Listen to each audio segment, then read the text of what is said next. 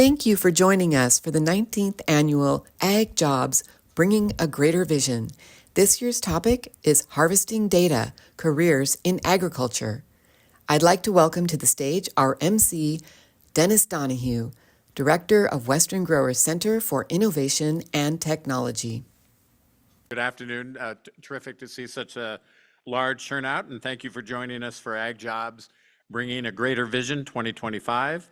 I would like to bring up the Provost of CSUMB, Dr. Andrew Lawson. As Provost, Dr. Lawson has focused on expanding programs, collaborating across divisions to support student success, and engaging with the community partners on and off campus. He first joined Cal State Monterey Bay in 2016 as the Dean of the College of Science. He previously served as an interim dean, associate dean, and a professor of entomology at Fresno State University. And with that, let me bring up the good doctor.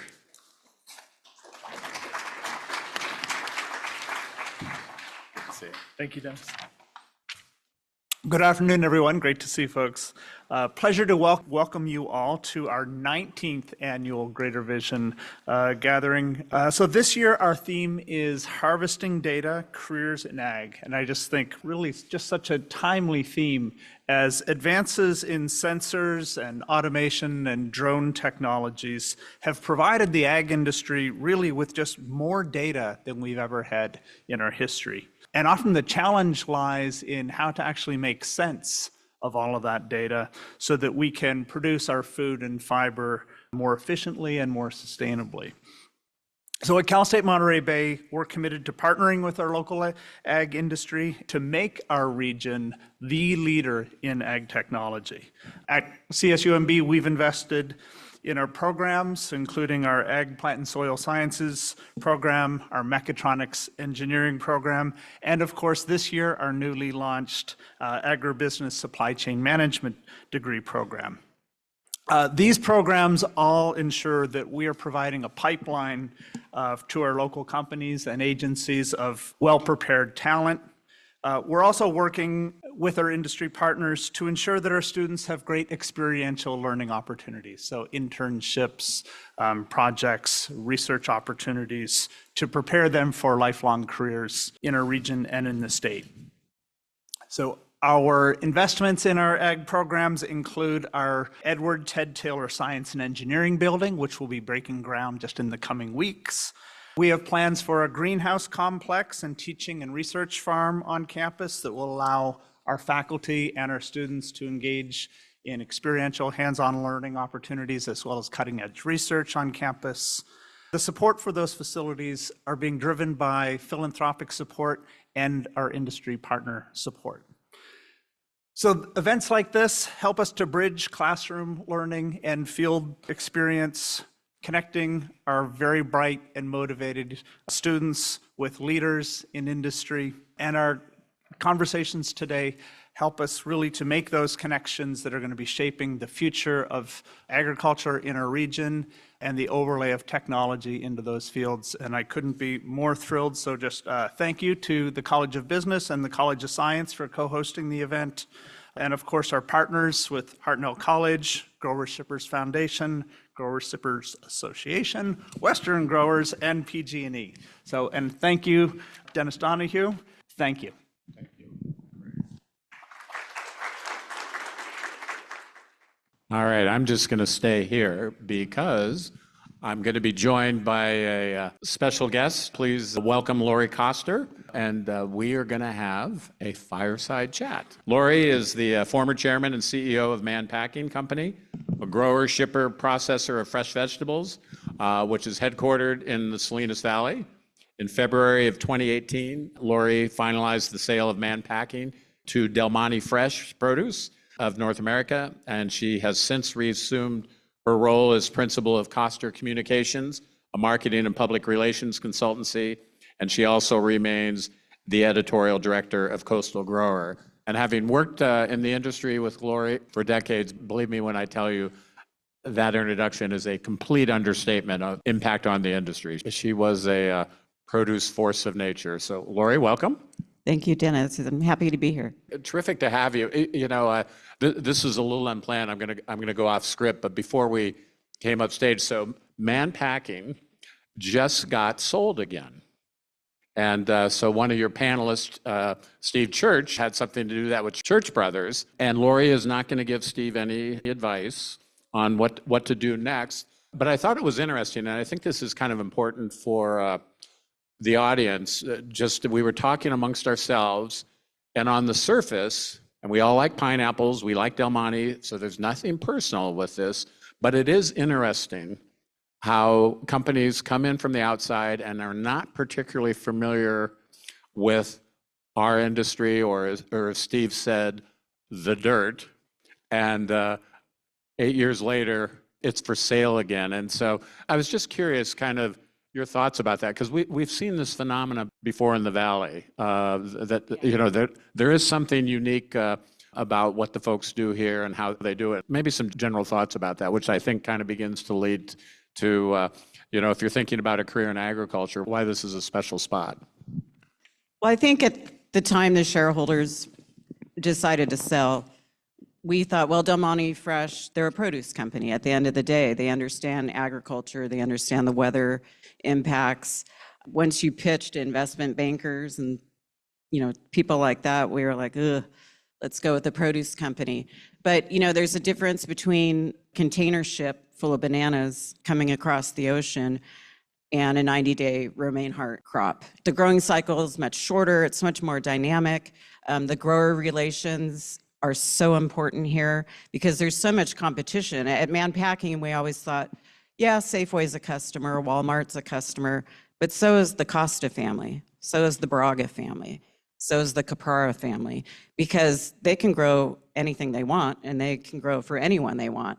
So we call it back to the ranch oriented. You really want to get the grower a good return because A, they'll want to grow for you, and B, a crop like sugar snap peas, it's very expensive to grow. It's very challenging to grow. There's a lot of, pest implications. Or they could just plant baby spinach and mow it up all day. So I think companies that come into this community, in this valley, in this region that don't understand that dynamic don't do well.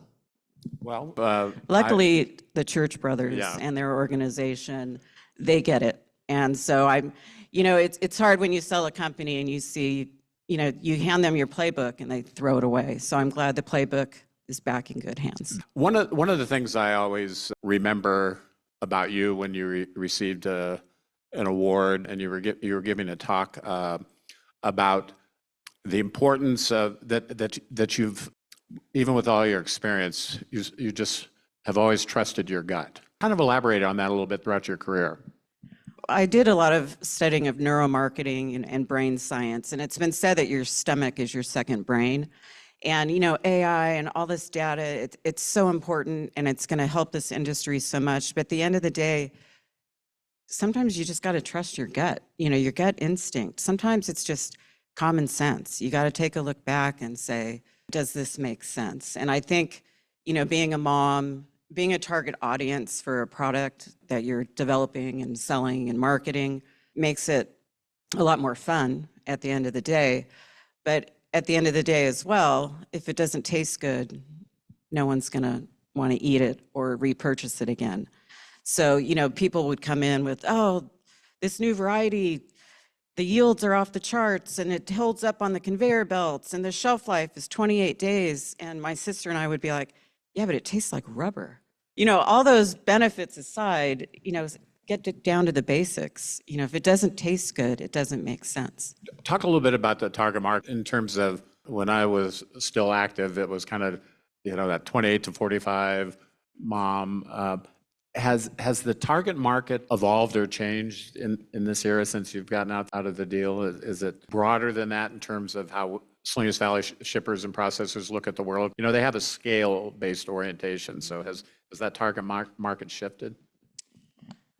Well, it's all about share of stomach. That's what we call it in the industry. And are you going out to eat or are you eating at home? The female head of household is still the primary shopper. So you kind of want to tailor your packaging and your graphics to that demographic. But I think people are living longer, which is the good news. So that, age group is probably bigger than it was primarily.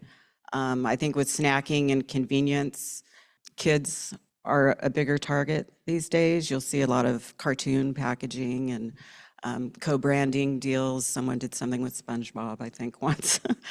But I think there's a huge opportunity, and I've been writing at Dawn for this cause for 30 years with Bobby Kennedy and his initiative at HHS. For years we've gone to Capitol Hill, and USDA feeding programs touch 1 in 8 Americans. And with what's happening with SNAP right now, and I'm not going to get political, I promise, 42 million Americans are relying on that program. We would always try to create incentives to get more fruits and vegetables into the USDA feeding programs, school lunch, school breakfast, SNAP, WIC. And it was a huge food fight. And it wasn't in the cafeteria, it was on Capitol Hill. I've read somewhere 20% of Coca-Cola's sales are from SNAP dollars. So they're not just going to want to give that up. So you've got the processed food industry saying, no, you can't eliminate us from that program. And you have the fresh produce industry saying, well, wait a minute, science is on our side. It's not our fault our products are good for you and their products aren't. So hopefully we can create incentive programs to incentivize people to, use those dollars, whether it's, whole wheat multi-grain bread versus white Wonder Bread. But the USDA, they follow science when it comes to food safety. Why not follow nutrition science? So went off on a little bit of a tangent there, but I think it's timely with what's going on. Well, I think it's a good tangent. I mean, because I think when you think about produce and not everyone's as familiar with the food safety or the food service business, and I'll ask you a little bit about that. But typically, like, okay, we're after Safeway, we're after Costco, and then food service gets a lot more complex. And then listening to you talk about the USDA, that's not necessarily when you get into the boardroom and you talk about sales or growing your business. You were thinking about those markets, but is that common, or is that where everybody's got to go these days? Because like I say, most of the time it's like, oh, I got to get into Costco. It's a longer term, play. The government moves very, very slowly. Again, I've been advocating for this for 30 years, but food service, the lines are kind of starting to blur. I like to say anyone who goes to Costco on a Sunday afternoon can't tell me they're not in the restaurant business. The food court, is absolutely jam-packed. And you go into grocery stores and, there's tables out front and people are dining there. So, Starbucks was not in the food business when they first started. So that share of stomach, where are people going? Where can we get our products? 7-Eleven has really expanded their food program, not in a very healthy way, but that's a supply chain issue that we need to figure out. And to give another Coca-Cola example, they like to say within arm's reach. Every time you turn around, they want you to be able to buy a Coca-Cola product, whether it's a vending machine or a little refrigerated kiosk while you're standing in line at the grocery store. How can we get fresh vegetables and fresh fruit within arm's reach? You talked about expanding markets, and then obviously, product development really was a very critical part of man's success.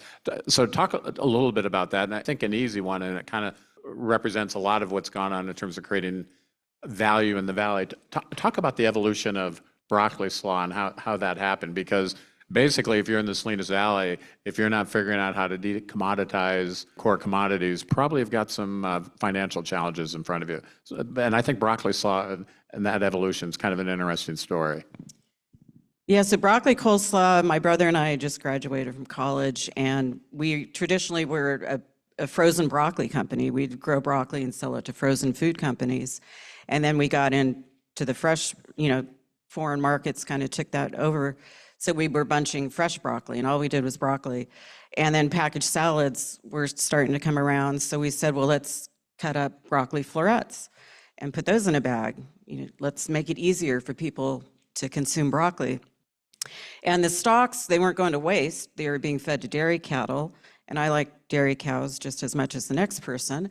But we're like, well, how can we take this waste product and add value to it? So we diced it, we cubed it, we had broccoli sticks. I think Steve, we all tried to do something with broccoli stems.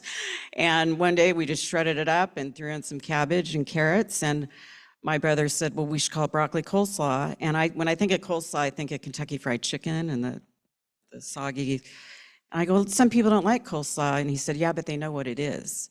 But at that time, there are a lot of independent grocery stores, and we went to our friend Bob DiPiazza at Dominic's, and we said, hey, what do you think? And he goes, oh yeah, I'll give it a try. And lo and behold, it started selling. If we tried to do that today, the retailer would say, well, where's the data? What's the velocity gonna be? What's my space to sales analysis? So bringing products to market today is a lot more challenging than it was back then. Mainly, the buyers are much bigger, i.e. Walmart, and the space is that much more valuable.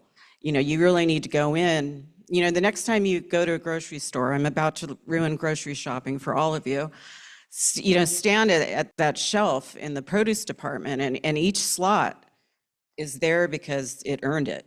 It's selling a case per store per week. And if you're not, your competitors are going in saying, hey, Mr. or Mrs. Retailer, that product isn't earning its space on the shelf. Take my product, it's gonna sell, this much faster. But at the same time, you need to watch your own sales and get ahead of it. It's managing that product life cycle. Sometimes you have to take out one of your own, because if you don't, someone else will. So the data management, particularly in the retail environment, is it's a very important, very competitive sales tool. And we were talking a little bit also before we got started, the product that we were talking about escapes me, but what you had to do in the store to create some attention to it, just it's not a matter of, gee, I've got a good product and maybe here's some data. It takes a little bit more than that. Yeah, we had this product that I loved. It was a veggie mac and cheese product. So we had these vegetable medleys with a little pasta packet and a cheese packet. And we did all these focus groups, all this product development work. It's called the Consumer Purchase Index. It was off the charts. So Safeway was our #1 customer at the time. And we said, hey, look at all this consumer research data we did. And they tried the product. Oh, it's great. And they said, give us a 90-day exclusive. And we were like, oh, great. Safeway Northern California has like 400 stores. So that helps you with your purchasing efficiency, right? Your packaging, the noodles, the cheese packets, the cartons. It kind of gives you some scale and some security. You're like, okay, I've got at least 90 days worth of business. Well, long story short, the product failed miserably. And luckily, Safeway let us go in. One of my favorite research tools is in-store intercepts. And you literally go in the store and you stalk people in the produce department and you say, hey, I got $10. Can I ask you some questions?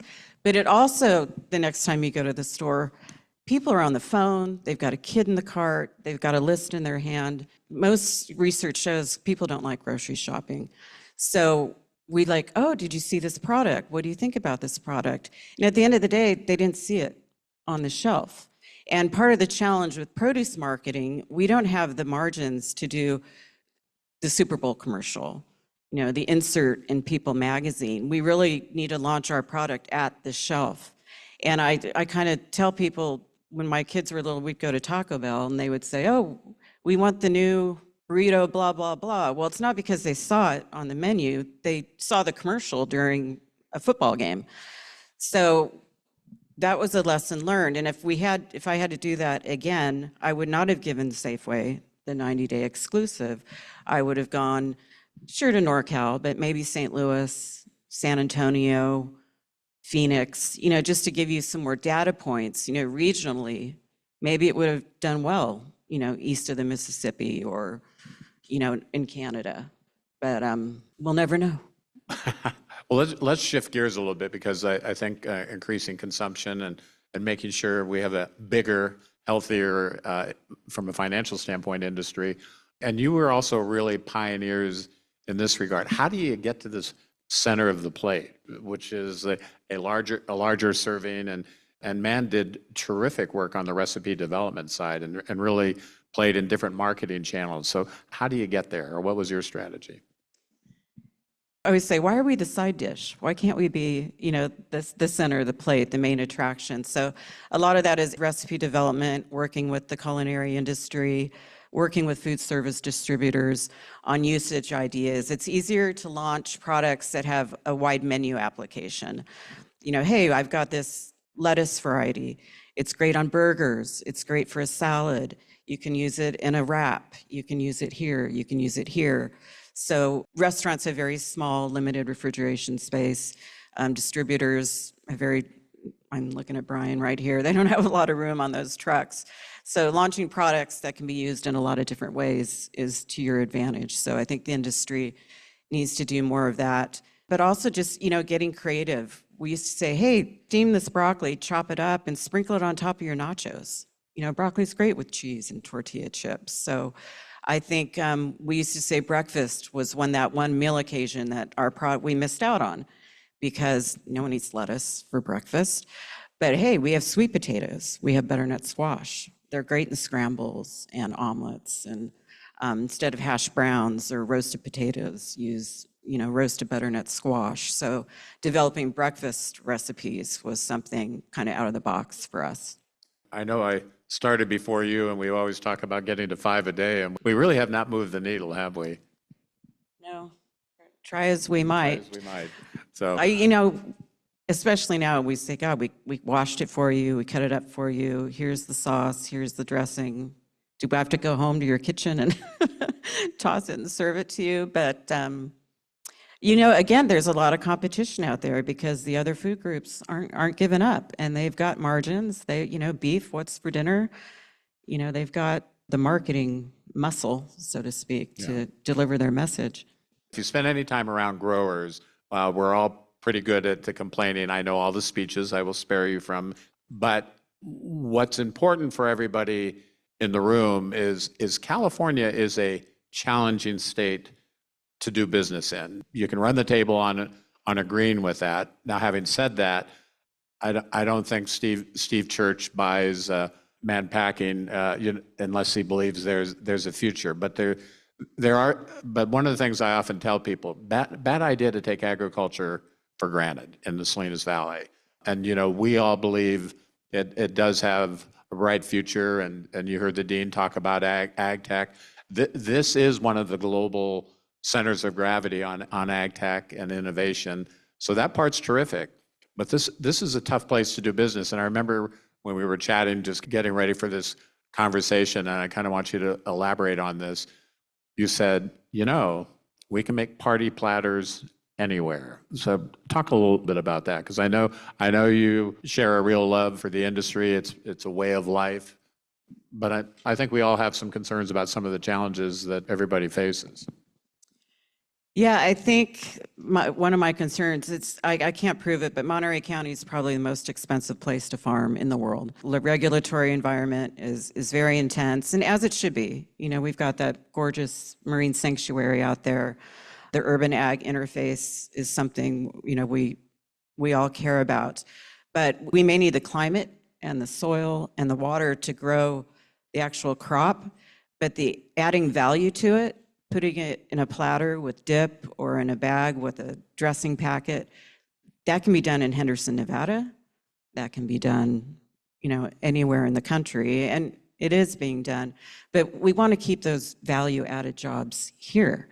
And so we need to make it easier, to do so. And from a regulatory perspective, from a housing perspective, how do we keep our workforce here and keep it viable? We don't want to just be growing the crops. We want to be packaging them, cooling them, adding value to them, marketing them, selling them. Yeah, and I deliberately chose party platters because when you think about November and December, I know back in the day when I worked for Steve and we had to gear up for Walmart and party platters, that was an extra shift for several weeks. Yeah, that's why I'm excited about the supply chain program and the work and the focus CSUMB is doing on supply chain, because we call it the holiday pools. So Thanksgiving is coming up. So next week, Steve and his staff, you might see a lot of celery in the ground throughout the Salinas Valley because the Thanksgiving orders are going to be coming. Christmas, it's going to be green beans. Mother's Day, it's going to be strawberries. So those are pulls we can plan for, right? You know that those volume spikes are coming. But the example I shared with Dennis, one year the Arizona Cardinals made the playoffs, and Safeway Phoenix called and said, we need vegetable platters. We got another weekend of tailgates. So we ran a Sunday shift so we could get vegetable platters into the Safeways in Phoenix for the tailgaters that weekend. And I never thought, you know, supply chain, that the success or failure of a sports team would impact our work shift. And then the Raiders once made the playoffs, and I'm a diehard Niner fan. And I'm like, oh, then the Raiders won. And everyone was like, you're happy the Raiders won? Why are you cheering for the Raiders? And I go, I'm cheering for us. Let's close with, we'll put your gut to work again in terms of adding value. What do you think the industry is going to be thinking about, just in terms of how do you add value to decommoditize? Where are we heading? What new features are we thinking about in terms of fresh produce? I think convenience, you know, more single-serve packaging. You know, a study showed if you give a kid at school an apple, they'll take a bite and throw it away. If you give them a bag of sliced apples, they eat the whole bag. So how can we, you know, taste has got to be key. So seed breeding needs to continue to be at the forefront. If it doesn't taste good, no one's going to eat it. And again, getting that share of stomach, getting more menu real estate, for sure. So, you know, advocating for fresh recipes and more, you know, freshness in the food service industry needs to be a focus. Okay, sounds good. All right, any takers out there? Questions for Lorri? We do have a question. Go ahead, please. Where do you see the rise in plant-based demand factoring into your market research? I think it's a good sign. Plant-based diets are definitely in our favor. Again, science is on our side. So, you know, developing recipes for that audience share is good for us. Are there certain varieties that you think would be best for that market? I think in the past, some people in the industry have tried to market more nutrient-dense varieties, and those generally did not succeed. I'm not saying it's a bad idea, but this one broccoli variety in particular, a competitor of ours was saying, oh, it's more nutrient-dense than average broccoli, but it didn't. It was very minerally. It didn't taste good. Thank you. Thank you for your question. All right. Anyone else? All right. Looks like we got someone en route. Hi, Lorri. Nice to meet you. Hi, nice to meet you. We've seen a rise in organic marketing. Do you think sustainability has that kind of projected growth where we could see consumers demanding sustainability marketed product, or the industry pushing that sort of branding onto foods? And will that maybe change the industry? Thank you for the question. I think organic is going to continue to grow, and one of the easiest products to launch is taking a conventional product you already do and, you know, produce an organic version of it. I know a lot of people market their sustainability stories on their websites. The part with packaging, the real estate, is so valuable. You know, you need to prioritize your messaging on that. But it's definitely on trend. If you've got the room to do it, I would encourage you to. Unfortunately, there's so much regulatory stuff that package requires you to include. It really limits your space, but definitely on websites and through social media. You know, I'd like to say farmers, you know, Steve and I were talking about this earlier, sustainability has been in our blood, in our DNA, you know, since day one. No one says, oh, let's go waste stuff. You know, again, that common sense, but it definitely appeals to consumers, so I would encourage it. Thank you. Okay. You know, you mentioned sustainability, and that conversation, sustainability, has been going on for a long time, and will continue. But any thoughts? These days, a lot of conversations about regenerative. Does that play out from a marketing standpoint? Again, think of that consumer in the grocery store with the kid in the cart, the phone on the ear, the list in the hand. wondering how they're going to pay for their food, and they don't know what's for dinner tonight. Regenerative what? So in terms of, marketing, messaging, I think it's more of a business to business. The Walmart VP of produce is going to care about that. The Costco produce buyer. And a lot of the customers are publicly traded. So they're checking boxes. You're having to do their audit so they can go back to their boss and they can put it in their annual shareholder brochure that they only buy from suppliers that do A, B, C, D. Okay. I just want to say, pursue careers in agriculture. It feels so good to sell products that are good for people. It's on trend. You're not going to see, less fruits and vegetables out in the world as much as, the processed food companies compete with us. It feels good to sell products that are good for people and good for the environment. And,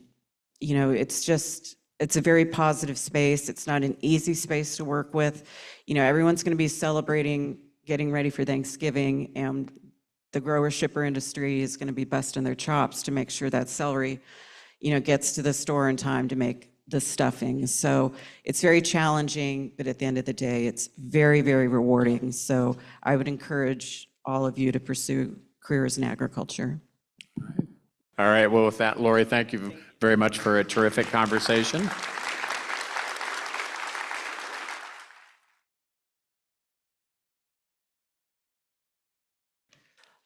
I'm Sumadhur Shakya. I'm one of the professors at College of Business in Agribusiness and Supply Chain Management program that's been recently launched.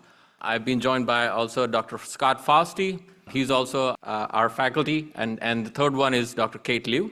Let me tell you a little bit about myself, and then I'll invite our panelists here. I started here in 2014. I did my bachelor's in plant breeding genetics and biotechnology. And after that, I came to the States for agribusiness and applied economics. So I did my graduation in international agribusiness. Why? Because I wanted to go to Germany for some reason. And then I got bored and I shifted to supply chain modeling. So hence I did my PhD in transportation and modeling. So let me welcome our panelist, Hua. He's the Vice President of Supply Chain at Driscoll, a leading global berry logistics and operations company, not just regionally, globally. Please join us. And we have Steve Church, partner at Church Brother Farms, a leader in fresh produce growing, processing, and distribution.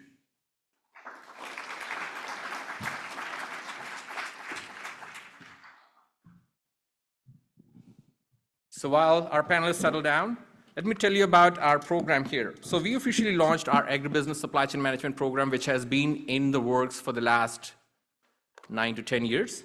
Our program prepares students to manage the complex data-driven and sustainable supply chain production and procurement to logistics and forecasting and analytics in the ag business industry. Let's explore with our panelists as to how our supply chains are evolving and what does that mean for the next generation of professionals entering the field. So what I'm going to do is I'm going to ask a couple of questions that have been submitted to us by our esteemed Ag Business Club, which is a student-run club, and Dr. Fausti is the advisor. So I would encourage you all to sign up and know who's coming to talk to our students. That helps increase your exposure to the industry. We have a lot of people from the industry come in and talk to our students, including our alumni, so that you know what the experience is like going into the industry and what things are being sought after. So let me start with Hua. How have the recent global disruptions like pandemic shocks, trade tensions, tariffs, and climate change has reshaped your supply chain strategies at your company? Well, I think first and foremost, every global disruption that you mentioned just now has disrupted our business. Going back to the global pandemic, and I still remember this event, March of 2020, where we were coming into the office and we're executing our job, and all of a sudden we got a memo. And the memo is, effective on March the 17th of 2000, no one is coming into the office, right? We were not prepared. Quite frankly, most of the companies out there weren't either. Second thing, from a climate change perspective, for the students here that lives in the Watsonville, Salinas area, If you guys remember back in March of 2023, what happened? Flooding. Unfortunately, Driscoll's, we were adversely impacted. We had over 250 ranches that was submerged in water for more than 7 days. And unfortunately, we didn't know what would happen, right? So all of these examples are really key. I think the most important thing that we've learned is developing a playbook. That means that you think about the possible scenarios, and then you define what levers you have. One that we're dealing with today at this moment in time is tariff. Tariff is a significant risk to our business. We have a large amount of production in Mexico.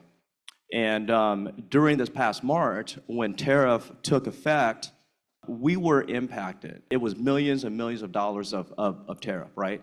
So what we have done is that in the event that USMCA, which is the trade agreement that's pending now, if that doesn't go well, Driscoll's is prepared.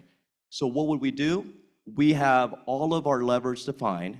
We have our bonded warehouse, trucking, etc. But really having that playbook ready is key. Thank you, Hua. Steve, would you like to share? For us, the pandemic hurt us. As Lorri said, you have food service business and retail, and Church Brothers was about 80% food service at the time. And remember those memos that are coming out? The restaurants are going to close. And so we ended up probably disking 100 acres a week for probably 3 months. And it was a time when we didn't even know if we were going to make it or not, and a very struggling time. But we did make it. Part of the reason is we buckled down. We got a new group of people to manage not people within our company, but we got our heads together, and we did put a plan together too. And you couldn't go after retailers at the time because they were actually cutting back a little bit. So pandemic hurt, the global weather. It's kind of crazy because I always say that Mother Nature makes markets, whether they're good markets or bad markets. Fortunately now, Mother Nature's made a market on vegetables right now that is really good. Thank you. Before I delve into other questions, could you guys talk about the company that you guys work for, and then the current role that you are in, and summary, like short career path that you guys took to end up here, so then they don't feel like I'm the only one confused here? All right, I'll start. I'm the chairman of Church Brothers, and you may ask what chairmen do. They don't do much, because I started, well, actually my brother and I started Church Brothers in 1999. We had been with other produce companies, and so we celebrated our 25th anniversary last year. But I started out, well, actually, I was born and raised here in Salinas. My parents were born and raised in Salinas, and grew up in the produce business. And the one thing I always say about the produce business, there's a rush that it gives you. There's always something new that's happening. But I started off in sales, moved up to, throughout my career, moved up in the sales manager, general manager, COO, and then I was CEO. And then when the family started talking, well, let's get some younger people in here. So about 7 years ago, I stepped down as chairman, and my nephew, Brian Church, became CEO. And, it helps for all of you that are looking for a career. It's pretty easy when you're in the family. But I do think that, you need to go out there and make friends. I think it also helps, communication and getting out there and making sure that you want to apply for a great company. So Driscoll's is a global berry company. We operate in over 20 countries around the world. We have been around for over 100 years. We're family owned and operated. Driscoll's corporate office is a short 20-minute drive from CSUMB. So we're right in your backyard. My role at Driscoll's is I'm the vice president of supply chain. So what is supply chain? So I get the opportunity to oversee the operation in Canada, US, and Mexico. Supply chain as defined at Driscoll's comprise of multiple sub-functions. The first one is we are responsible to forecast supply, which we'll talk about a bit more. I would argue that that is one of the most difficult jobs that there is, okay? So just imagine this. You're sitting in an office, and your job is to forecast rolling 52 weeks. And what that means is that you're trying to project what your weekly berry volume, straw, raspberries, blacks, and blues every single week for the entire year. And we have over 70,000 production acres, right? Just imagine. It's one of the toughest jobs because you're always wrong. The question is, how wrong would you be on any given week? Then I also oversee the distribution, the transportation, the packaging team, the QA function, post-harvest. So if you take all of those functions, okay, and if you can envision from our ranch, when we receive the fruit, all the way to the customer, first, middle, and last mile, that's what we do. Thank you, Hua. And not to put in a selling point, but I will. We have courses in forecasting, especially in supply chain and applied logistics focused. And we also have courses in transportation, enterprise resource planning, purchasing, and procurement. So everything that the companies are doing, we do try to give you a head start such that by the time you think about applying or making a career in the ag business industry, you are well positioned to do so. Thank you. So my next question is the focus on the California side. What are the biggest challenges and opportunities that you think are facing California's agricultural supply chain, especially when we think about labor, transportation, water, regulatory issues, cold chain capacity, and how do they compare with other states like nationally? Steve? Well, definitely the water is huge, as you mentioned, labor. There's a kind of a new one in diseases. We're going through a period right now where we have INSV virus and sclerotinia that's out there in our industry, and it's hurting our yields and all that. But I can tell you this, that with decreased supplies, there's increased prices. So it's a lose-win game in a way. Water situation, we have the Nacimiento Dam and the Salinas River. The Salinas River, I'm sure you all know, is one of the largest rivers, underground rivers in the world, where we are pumping our water from the aquifers that are here. And every year if we get a good rain, the aquifers get replenished. And we also grow down in Imperial Valley in Yuma, Arizona, and that's all water from the Colorado River through canals.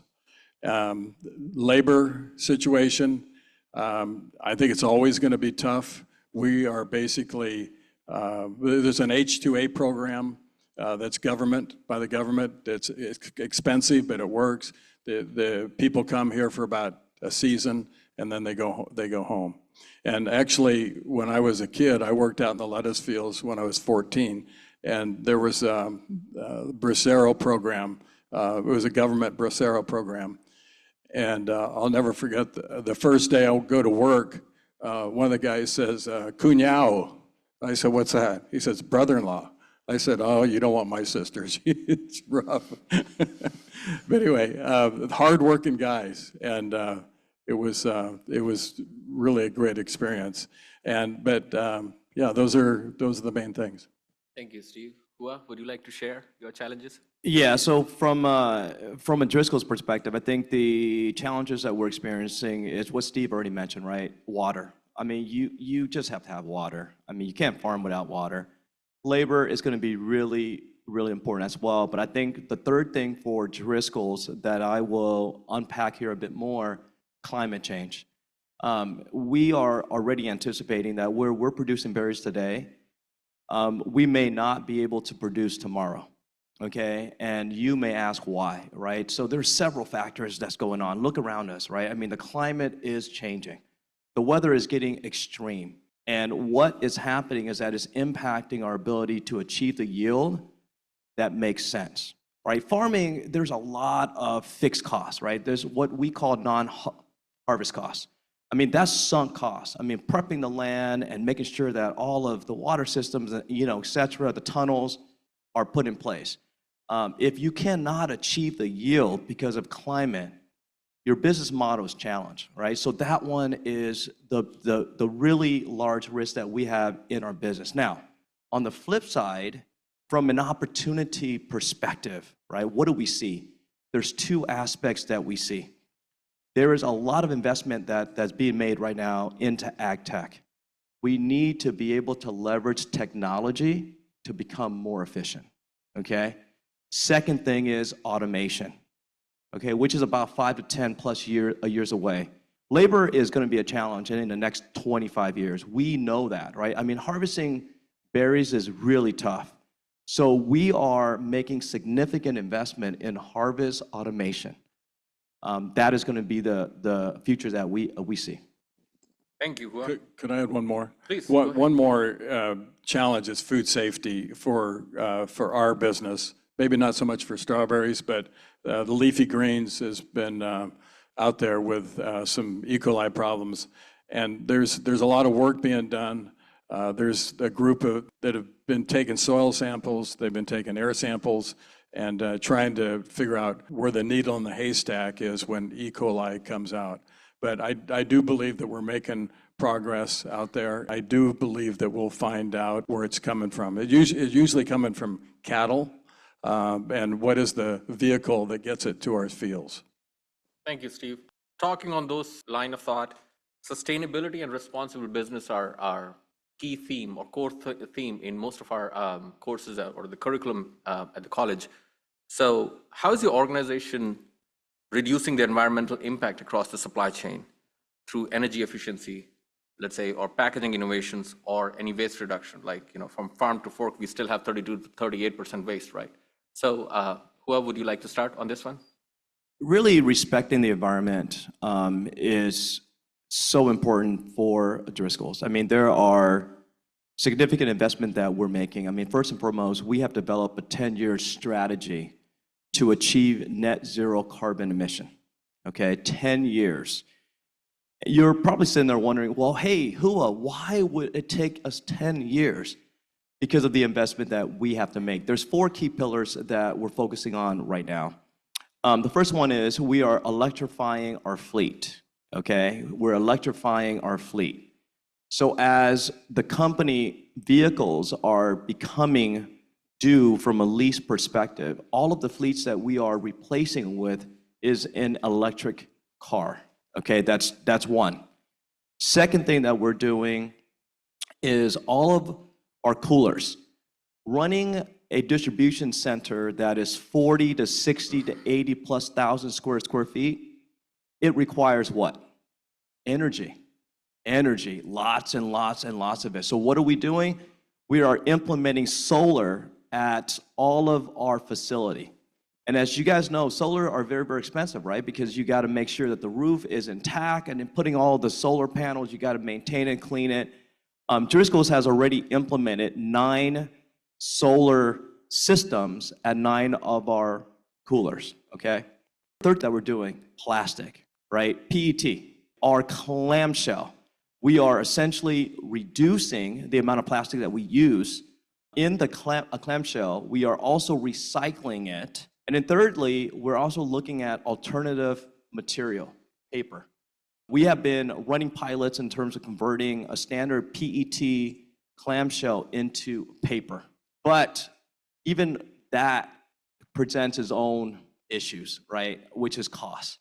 If the whole industry is going to pivot from plastic to paper, it's putting a lot of demand out there. And what we're seeing right now is that the cost of the fiber cost is rising really, really fast, okay?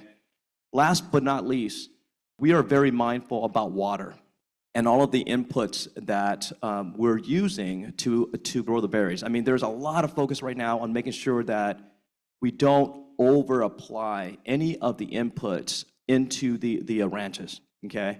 Those 4 key things, we believe, is going to allow us in 10 years' time to achieve a net zero carbon emission. Steve? I'll just give you one example of dealing with a customer. We set up this is a large fast food company that wanted a better salad. They didn't like romaine, chopped romaine because it got pink, and they didn't like the boxes because it was too much labor. So with them, we developed a leaf that they liked. It was romaine leaf, and we basically got a different box. The freight was the same, but what it did is once it got to the stores, there was less prep. And so with the less prep and actually the waste that they had, it saved them a lot of money. Thank you. Could you share what role does the technology, data analytics, automation was slightly touched in your talks or thoughts before, especially like artificial intelligence, blockchain, predictive forecasting play in your operations? And I'd like to start with from the grower's perspective, Steve, so if you could shed light on this. Well, we use a lot of it to plan our crops, as we said, and making sure that we're out there. And it's very, very difficult. I think you said it that you're looking at 52 weeks down the road, and so what we're doing is using AI to take a look at that and trying to determine where our crops are going to be, what is our demand going to be. Thank you. Yeah, as I mentioned, I think in ag, if we were to execute the way that we are today, I think we're going to be challenged tomorrow. And this is where Driscoll's is making significant investment from a technology perspective. We just have to be more efficient. We just have to be more efficient. I think the one major moonshot initiative that we have been working on for the last 7 years is we partner with Google, their moonshot division. And we attempted to leverage a large amount of data, right? I mean, we're talking about variety, time, curve, yield, 10 years worth of data. And we're using AI, we're using machine learning model to forecast supply, okay? I think in ag, if your forecast variance is way off, it poses significant risk, right? Because it's a perishable product. So whenever we run long, which means that we have too much fruit, which we forecasted, let's say, for example, 1 million crates, and all of a sudden we actually receive 1.5 million crates. We have to essentially sell that $500,000, that 500,000 crates of berries. And normally the leverage is pricing, right? So what we have figured out is that we ran our own model, is that if we can keep the variance plus or minus 10%, it equates to millions and millions and millions of dollars, right? So the second thing from a technology perspective is sensors, is drone, right? We are going to have to leverage that. I mean, there's a significant amount of investment that's being made. With the technology, what I believe is that we're going to be able to get more efficient with farming, which means that we can optimize the yield. We actually can use less of the input costs, and our business model is going to remain strong, right? So that is the future. We have to leverage technology to be efficient. Thank you, Hua. And just writing on that, we have forecasting wherein we start with all models of forecasting are wrong, but some of them are useful. At the end of the day, we have about 3 courses in which we touch on forecasting. One of my last questions before we move on to the question and answer session is, what qualities or skills do truly distinguish your top performing supply chain professionals? Let's start on the grower side, and then I'll have Hua touch on it. Steve? When I interview people, I always say, how proficient are you with Excel, and are you a half full person or a half empty person? And you try to get the personalities out of the people. But I think that knowing Excel and be able to give a presentation, to know, well, in this area, in this business, It's great to know Spanish. Unfortunately, I don't speak Spanish. Our company gave a class every Wednesday night, and I did it for a couple of weeks. And I came home and I told my wife I'm tired. She says, well, if you don't use it, you're not going to remember it. So that was my last class. But I think that, also and again, I come from a sales background. Being hustle and being aggressive is extremely important. And I always say that, somebody says, what have you learned, or what, and I think with all the different personalities that you're always working with, I found out that maybe a little bit too late is when you're dealing with people, don't take things personal. Thank you, Steve. Hua? I think for myself, it's been about 30 years since I sat in your shoe, right? I mean, you're sitting here right now wondering, God, I mean, do I have to really be here? I mean, I'm here because there's a free lunch and I get extra credit, right? Great. But here's what I would share with you guys. I think as you guys transition out to the professional world, there's two things that I would highly encourage. Come with a positive can-do attitude, show up as a learner, and number three, which is something that I used to think about a lot when I was in college, is why is it that my professors, they're always putting me in a group project work? Why? Because it drives me crazy, because if I'm putting in a team of 4 or 5, there's always one person that tends to sit back and kind of take a look around and see who is going to do the bulk of the work, right? It is really important, and here's why.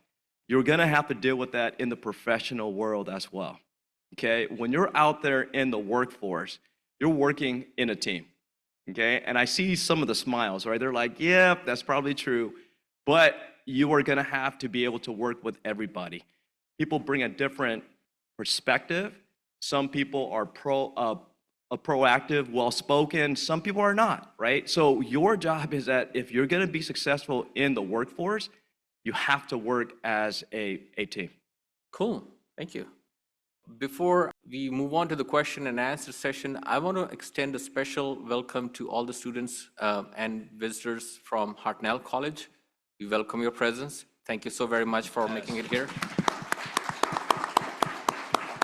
Now, let's start with a couple of questions in case, are there any questions from the audience? If there are, please, Esmeralda. Go ahead. Hello, I'm Esmeralda. I'm one of Professor Shakya's students, and I'm proud to be one of the first cohorts for the supply chain management degree here at CSUMB.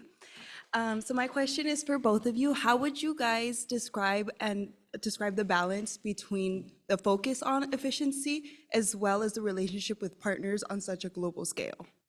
Perfect, thank you. Would any of you like to start? Yeah, so we manage a lot of vendors and partners around the globe. And for my function, we manage over $1 billion of expenses, right? So there is a balance. We want to be equitable to our partners. So what we expect is the best service and a fair cost, right? So there's a difference there, not the best service and the lowest cost.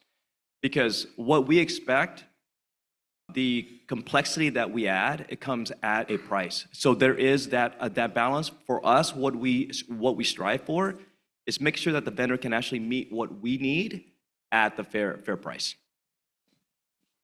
Well, like we're dealing with growers a lot, and I think that the efficiency, I'll say yield, is extremely important because we're contracted a lot, and we expect good yields because we have to provide that to our customers. But there's a difference between yields and quality. So that you have to, whatever you get, whether it's packaging, cartons. I mean, I've been out there in the fields with, your cartons are falling apart. And so what you want to do with people that you trust, that they're doing a good business, they're giving you the right prices and the right quality. Perfect. Thank you very much. Thank you. Hello, my name is Crystal Salazar Nieto, and I'm a student here at California State Monterey Bay, and I'm majoring in plant and soil science and agriculture with a business minor. And my question for you today is, how do you see data analytics and AI shaping the next generation of agricultural decision-making, especially for small or family-run farms? Most of the people we've hired lately are data people. And, working with the AI, and data is king. And whether it's for your sales staff or for your yields or projecting, I just think there's going to be a lot of opportunity out there. I hear what Amazon let some people go because of AI, and now they're saying we're going to hire, thousands of people for Christmas. So, just to add to what Steve is saying, I think from my perspective, if you're a small farm and if you're not going to leverage the data to run your business in the next 5 years, unfortunately, I don't think you're going to be around. I mean, there's a tremendous amount of cost pressure. You got to understand the metrics, the cost, and every single input that goes into the ranch. You got to be able to model as well, right? So I don't want this to sound dire, but if you're a small family farm, and if you're unable to leverage data to optimize your operation, you're going to be significantly challenged in the next five years. Understandable. Thank you so much for your time and for being here. Much appreciated. Thank you. Hi, my name is Andres Ramirez. I'm a AGPS major here at CSUMB. My question was that you mentioned how there's like a big decrease in the yields of the berries. Is the company researching any berry varieties that are more resilient to the changing temperatures, or even have an increase in higher yields? Or is the company open to varieties that are genetically engineered or modified or anything like that? Yeah, so for Driscoll's, we have a large global R&D department. And when we're looking at breeding, okay, we're looking for flavor first. Flavor is the most important, right? So, yield, if you heard what Lorri said, yield is very, very important, but without flavor, without that consumer experience, yield doesn't mean much at all. So for Driscoll's, when we breed, flavors first, condition, appearance, and then yield, right? So the quality of the product is next, which is condition and the appearance of the berries, and then lastly, it's yield, right? So that's the reason why Driscoll's has been able to maintain the market share that we have for the last 100 plus years, is because we have the most delightful berries. In terms of our breeding, it's a natural breeding process. This question has surfaced quite a bit the last few years. Our stance is that we are not embarking on GMO. Natural breeding is our path forward. Good afternoon. My name is Juan Diego, and I first want to thank you guys for taking your time out of the day to be able to expand a little bit of your knowledge with us. And this question kind of aims to both of you guys. So Steve, you mentioned a little bit about collecting air samples, and Huynh, you said a little bit collecting about trying to get to as close as zero when it comes to CO2 emissions. So the question I ask is, one major cause of these emissions are also fertilizer inputs, whether it's organic or inorganic and conventional. So what alternatives are you guys doing to make sure that you guys get to either reduce it or just get to zero? One of the things that we're doing, nitrogen is kind of a bad thing for the ground, people say. So one thing that we've done is we've found a person that is making algae. It's a better, with less nitrogen, and it's, that is helping us out in the fields. And there's no difference in cost, and there's no difference in yield, but the nitrogen content has gone down.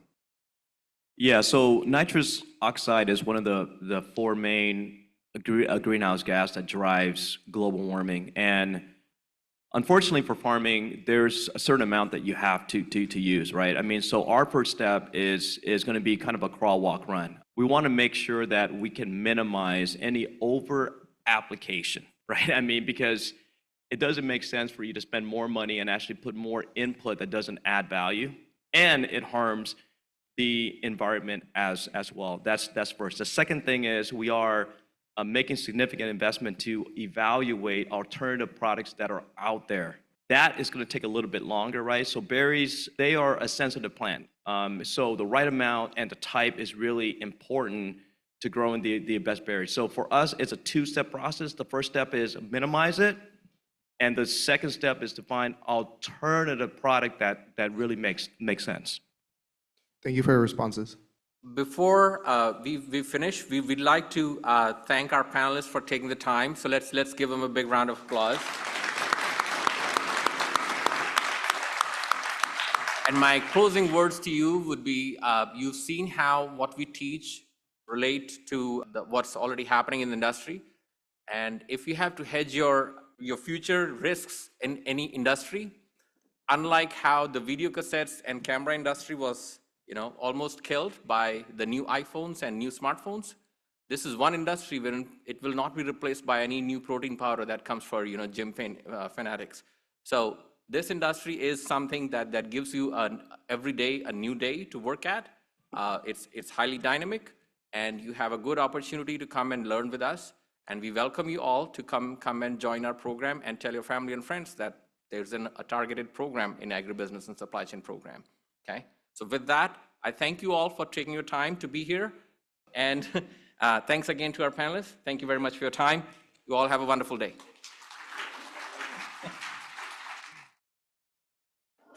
All right, we are going to bring up our next session. Moderator Nathan Dorn, Western Growers Innovation Center is getting ready to celebrate its 10th anniversary, and Nathan Dorn has been with the innovation ecosystem from day one. So no better moderator for the next panel, Innovation on the Farm. Well, I'd like to bring up Dr. Hillary Thomas-Sanchez and Dr. John Detka. It's really encouraging for once to hear a professor or an academia person say the best job to get into is agriculture. So think about that a lot. I mean, we're all going to have to eat. And AI, until it does my taxes, I'm not so worried about it taking over the jobs on the farm. So to start this off, Dr. Thomas, could you please introduce yourself and tell us a little bit about you? Sure. My name's Hillary Thomas. I'm the Research and Technical Director at Naturipe Berry Growers. So Naturipe is a 108-year-old strawberry farming company. We are not as large as Driscoll's, but we've been around for a long time. We were founded by growers for growers. And so we have a very fundamental understanding about how to adopt technologies into our very specialized system that is strawberries. And that's one of the biggest crops that we have here in the Salinas Valley. Hi, everyone. My name's John Detka. I am a CSUMB alum, class of 2000. I have been teaching here on and off for the last 20 years. I've also been a staff researcher in science and mathematics. For better or worse, I developed the curriculum for Stat 250, some of you know. I also started the Cooperative Learning Center here for students. So I'm very student-centered and student-focused. 2017, I went off, got my PhD at UC Santa Cruz. As you all know, we got sent home around 2020, and I lost all of the students that were going to help me get my data for my dissertation. And at the time, I was working in wildlands and wildland restoration, and I was really interested in growing healthy plants. So I have a long history, and all of my degrees are in really plant sciences. But I found myself in this position where I needed a piece of technology, not to replace the students that were going to help me, but to augment it so that I could get the job done. And it was the perfect timing. Drones came into my life. And so I became a drone registered, federally approved drone pilot. And I was set off to use remote sensing to study patterns of plant health in wildland plant communities. Finished that degree, came back to CSUMB, and I've just started working in strawberry. So I'm new to strawberries, but I'm not new to plants. And I'm not new to remote sensing. I'm actually part of the NASA cooperative here at CSU Monterey Bay.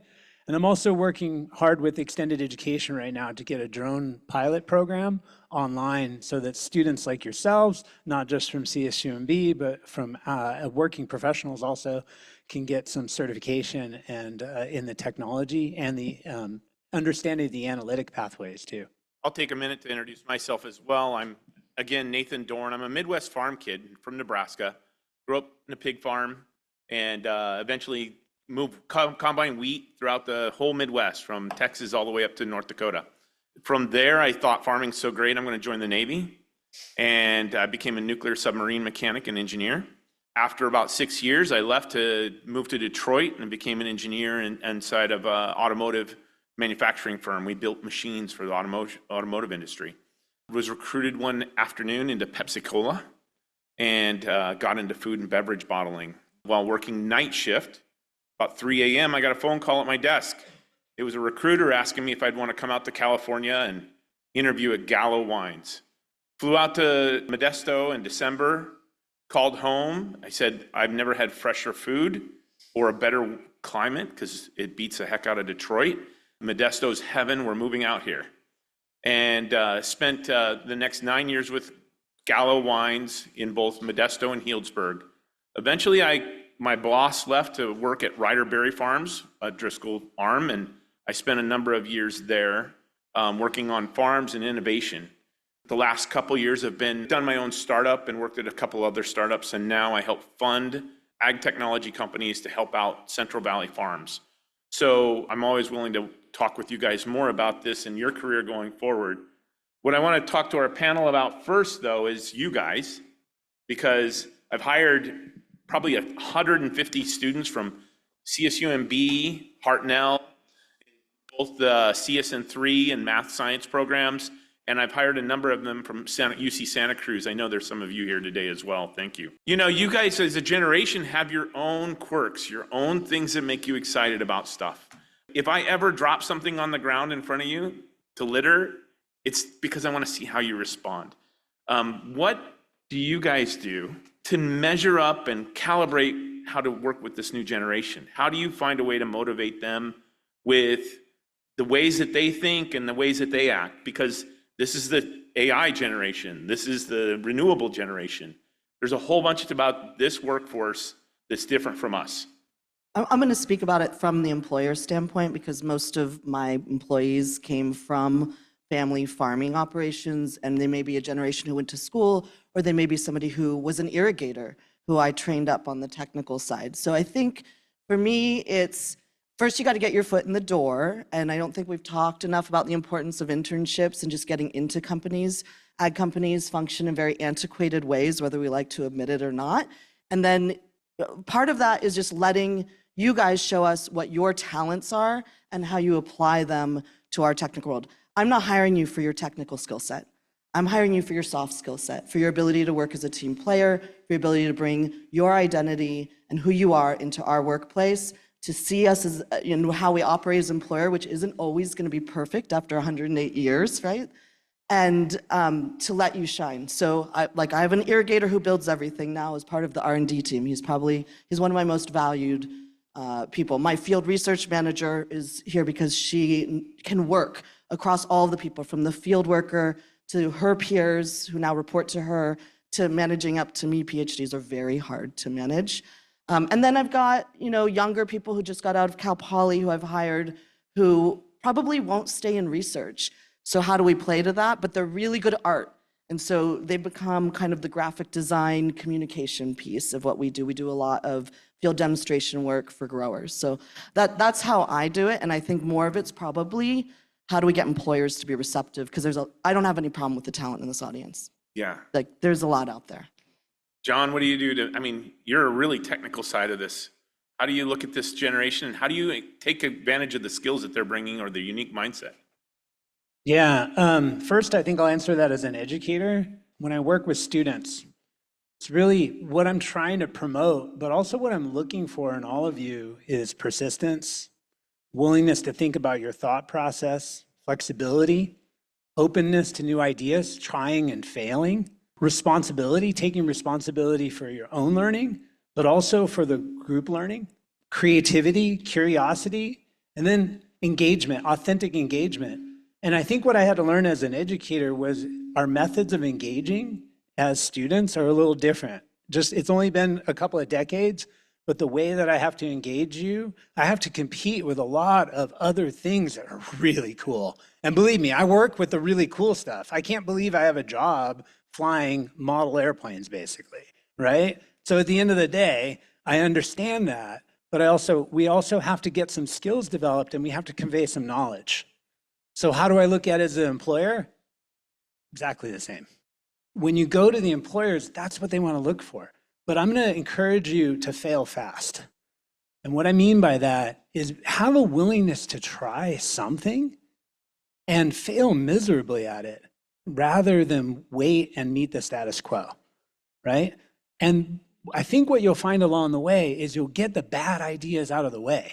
And all of a sudden what's left are the really good ideas and the really innovative things. And I know that's one of our questions later on is what does it take to be innovative? That's it. So I'll repeat that again later. But I think just be willing to do that. It's hard, but find the good coaches that can get you there. In most of the companies I've been in, we've had a motto of fail fast, fail cheap. Like go and get it done. Our enemy of done is perfection. So get out there and stick your foot in the door, as Hillary was saying. Find a way to be present and engaged, as John was saying, and find a way to understand the system. I personally look for empathy.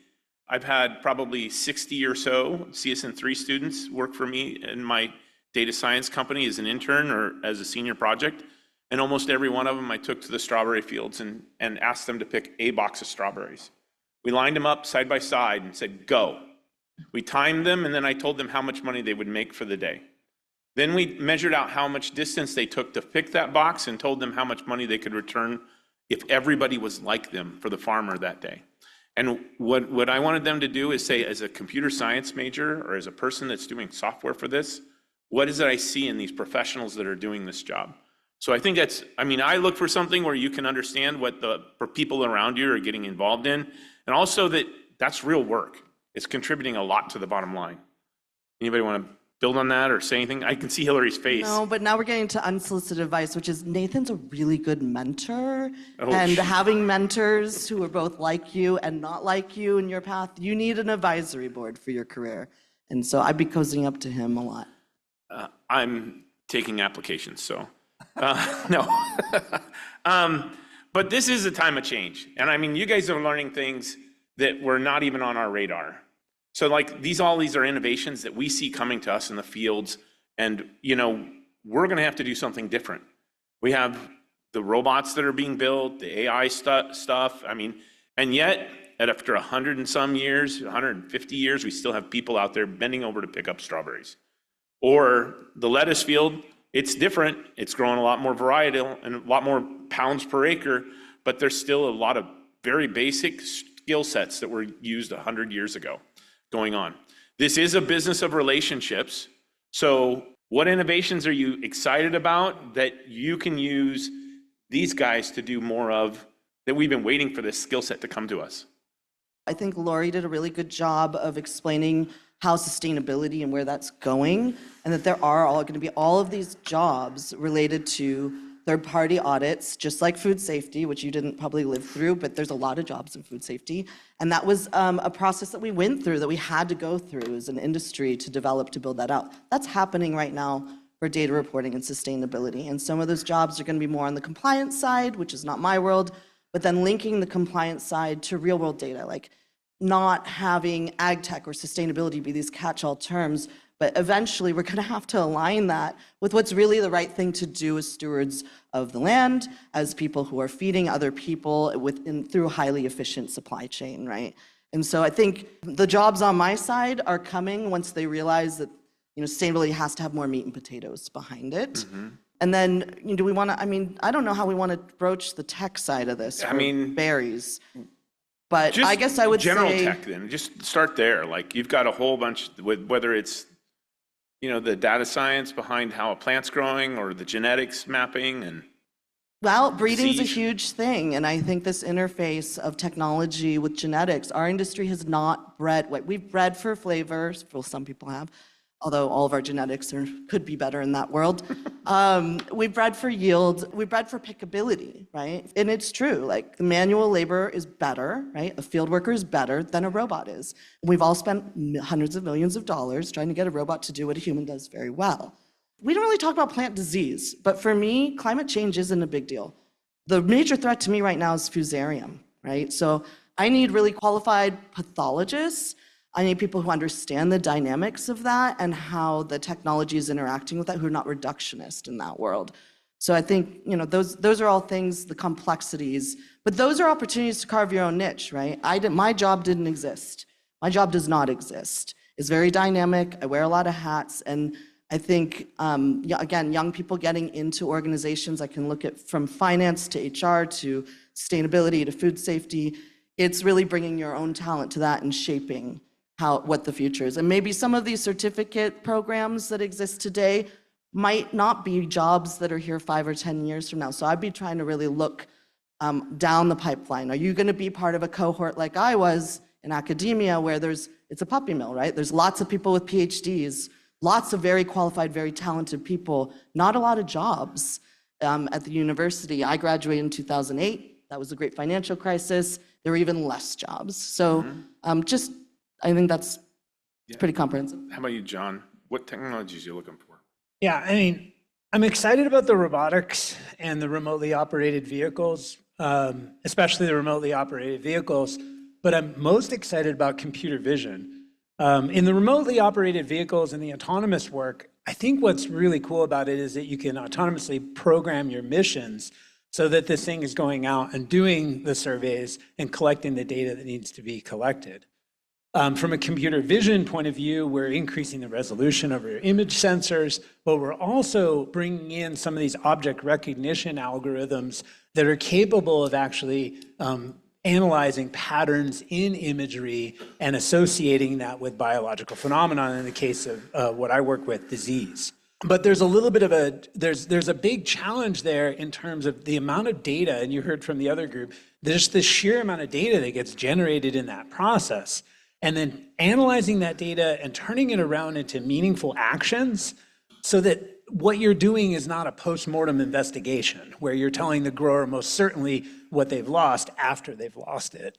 So I think I'm most excited about the speed at which things are moving and moving towards actionable changes and actionable insight from the data.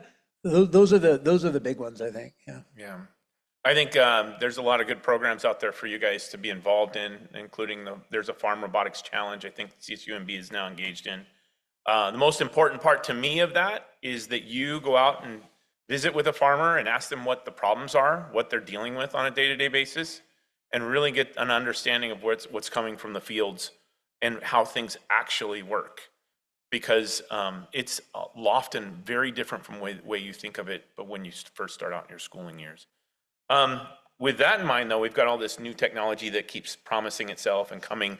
And I know we talked a little bit about robots earlier in these panels, but it has been a down year. Matter of fact, I think we're down almost 50% in investment in ag tech this year over the last couple of years. And that's because ag tech is hard. I mean, point blank, these are living biological systems, as Ernie Farley likes to say. We don't manage them. We just foster the way they want to go along.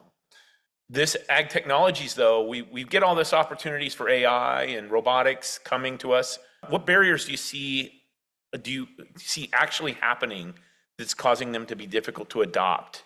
I mean, not every one of these, a lot of skills, a lot of robots exist already, but we can't necessarily use them in a strawberry, raspberry field or a blueberry field or, even in the data science side.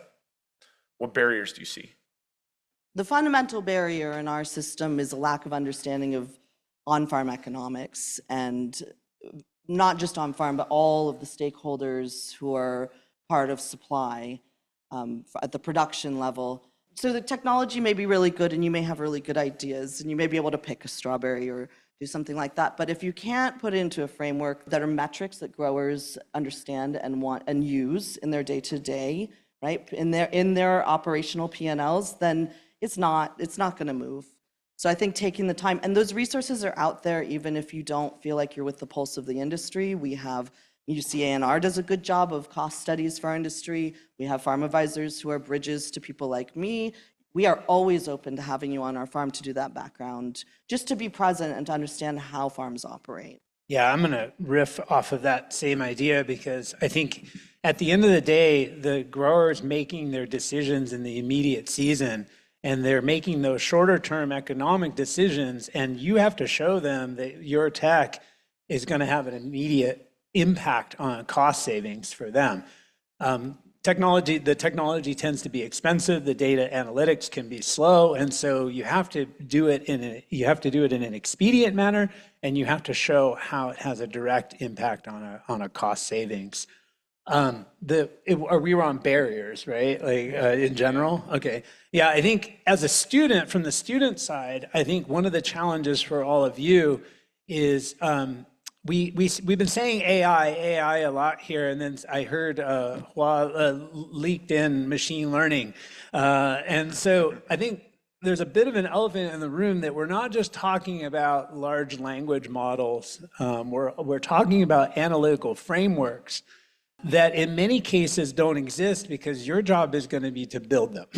Many of these folks in the industries, they're building in-house, building their own custom frameworks. I think that's also one of the challenges, because if you're a smaller scale grower, where are you going to get that training data to actually build that model? Where are you going to get the resources to actually develop and hire those folks that are going to develop that technology? So I've been thinking a lot about how can I democratize this technology? How can I democratize it early in academia for all of you so that you can get an early experience? And it's not just the AI, but rather it's a framework for understanding. And I think the place it starts for all of you, and I would encourage all of you, is stick it out with stats. Because at the end of the day, what you're going to find out is all of the AI is statistics. But I want to go back to the common sense, because all of that's good and fine, and some of you may be on that side, but some of you may be on my side where you have to do the common sense thing of, does this work, right? And you may be in a position like mine where you get to do that in technical ways, right? I run a research farm where I get to evaluate all the things that he's talking about and really poke holes in it, and that's the funnest part of my job. When I took this position that I'm in now, I am in a purely research position, and it has an applied component. And I wake up in the morning to go to work, and I'm like, oh my God, it's not going to work again today. This is not going to work. This is not going to work. And so it takes an enormous amount of persistence to be able to go, okay, I got this little part. Is it ready for application? No, but I got this little part. And this little part is a really important part. And so it's challenging on both ends. I'm starting. But I'm doing the same thing, but I'm excited about the failures, because those are the barriers that I know are either changeable, not changeable. That's where we're going to pivot and focus to. We know we're not going to do that. Yeah, Hillary, you mentioned a little bit about on-farm economics. I mentioned I grew up on the wheat, or did wheat farming, wheat harvesting, and in 1990, I was out in the fields and we were running case combines, 25-foot combine heads in the wheat fields at 3.5 miles an hour.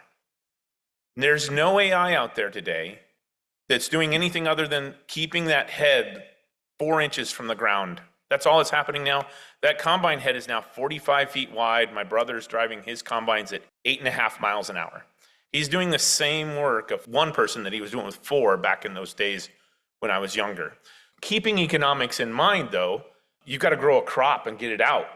So often pulling a weed by hand is the most economic way. Tell me what you're going to do or what you're looking for in the economic curves of the business. What do you see getting put in place right away?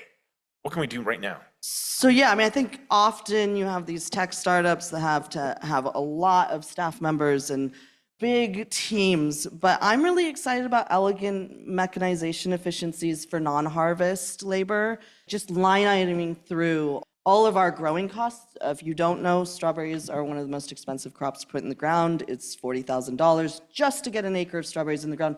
That's before you even start any harvest labor around it, which is a much bigger challenge. So I'm excited about anything that addresses baseline growing costs, right? Those inputs, labor cost, of course, and I'm still open to harvest automation, but anything that's an assist that makes efficiencies in harvest automation, anything that helps us navigate regulatory frameworks or customer expectations. So that's more data reporting, right? How do you make that streamlined at the farm level, and plant disease? So sprayer drones are used not just with these sensors to collect things, but they're great vehicles for dropping things from. And so beneficial insect release has been something that there's a small company here, Parabug, in the Valley that's been doing some really cool work. automating the spray drone so that it's actually operating in a swarm phenomenon is something that's emerging right now. So those are two really, I think, cool automated technologies that are coming out. That is a technology that works. Drone release of persimilis, which are beneficial predatory mites that feed on the pest mites in the field. That is a technology that works very well, where the economics work, that is still not being adopted or widespread in the industry. And so that's a whole nother case story where we should be on all drone releases. It does save labor. Tons. Here's a really simple example of application. So I have 5 acres of strawberries. They planted them out. They dibbled the holes into the plastic. The grower's like, I don't know, how many plants do I have? Like, oh, what do you mean you don't have, how many plants do you have? Well, no, how many actually made it in the ground? Flew the drone, used the convolutional neural network, an AI-based approach, deep learning approach. You got 84,362 plants. Well, how are they doing? In 2 weeks from now, I'll be able to tell you. Okay, you had a 10% loss. You have a 14% loss. Okay, it looks like you have macrophamina outbreak in these parts of your field. I'm projecting a 27% loss across your field. Out of 80 some odd thousand plants, that's a lot of plants. Let's just assume that each one of those produces maybe what, like a pound of berries? 5.5. Okay, there you go. So do the math, all right? So it's a simple solution that comes early in the season. Can the grower do anything about it? No, not immediately in their field. But from the supply curve and the distribution end of things, now we have a projection. So now it's not just a question mark and a black box component. But while they're doing all that modeling and trying to figure out if it works for us on the farm level, my team of IPM specialists has already walked that field and sent a weekly report to the grower. Yeah. So there's short-term jobs, there's long-term gain, short-term gain. So I'm going to open it up for questions here in a second, but before we do, I'm going to ask both Hillary and John, you get one call for solutions, call for proposals. You get to ask these guys to solve one problem for you. 5 years from now, you're hoping that somebody in this crowd did what? Increase the efficiency of data processing, especially for imagery. Like labor cost without replacing labor, right? We have had the same labor needs in this industry since the 90s. It's just the cost of doing that business in California has gone up. So anything that improves the quality of field workers' lives is important and near and dear to my heart. And I don't think it's all hinging on pie in the sky, silver bullet harvest. I think there's lots of ways to look at and learn how we operate at the farm level and think about incremental, smaller efficiencies that really are adoptable today and tomorrow. We did a lot of work in the past on labor improvement. And we thought we were solving labor issues, and we get calls from the insurance company saying, your workers' comp rate's gone through the floor. What's going on? And we found out mechanization was not just making people faster, but it also meant they bent over or walked less, where they didn't trip and fall. They carried less items in and out of the field, where they got hurt or hurt each other. There was a lot more of a payoff in those areas than there was actually for labor savings. So what's the biggest difference from when you started in this career, Hillary? What is totally different today than what it was, 12 years ago? Varieties. Like the direction that this industry is going is diversifying cultivars. Again, breeding is a really nice place to be positioned, even when you're talking about plant architecture and how you would interface with the tech guys.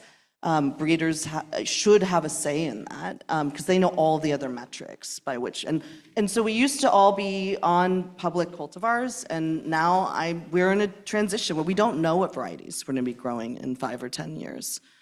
John, what's different about your role than what it was when you started? I'm new to the agricultural industry, but I think the thing that is really changing across the board is geospatial analytics. So the ability to make maps, to process data in a spatial way and make decisions quickly. I think it's just a lot more available and it's a lot more user-friendly than it's been in the past. I don't think it's all about yields. We talk a lot about yields in both the lettuce and the berry world. I mean, if you go to the vineyards or the apple industry or the fruit industry, we manipulate those crops to drive down yields in order to optimize the ripening times and the flavor profiles. I mean, it takes one part per billion to make a good wine taste bad. It takes 1 part per million to get a good positive flavor out of that. So 1 green berry out of a billion throws that bottle of wine off.